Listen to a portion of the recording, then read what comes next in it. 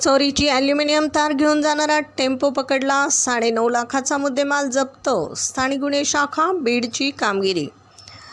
दिनांक 9 एप्रिल रोजी प्राप्त माहितीनुसार विद्युत वितरण कंपनीच्या मालकीची ॲल्युमिनियम तार चोरी करून विक्रीच्या उद्देशाने केजकडे घेऊन जात असल्याचं समजलं.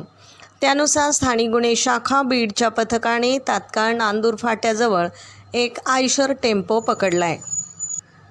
टेम्पो चालक सुखदेव गायके यास ताब्यात घेऊन टेम्पोतील 1500 किलो ॲल्युमिनियम तारेसह 9.5 लाख रुपये किमतीचा मुद्देमाल जप्त करण्यात आलाय. आरोपी विरुद्ध नेकनूर पोलीस ठाण्यात गुन्हा रजिस्टर नंबर 140 नुसार गुन्ह्याची नोंद करण्यात आली आहे.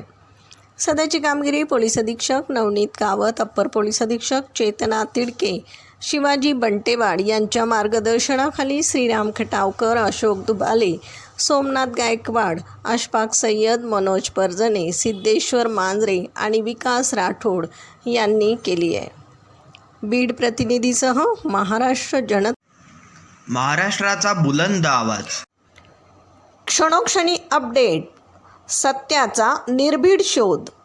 राजकारण असो वा समाजकारण, शेती असो वा सामान्य माणसाचे प्रश्न, वा असो क्राईम रिपोर्ट, प्रत्येक बातमीचा अचूक वेध.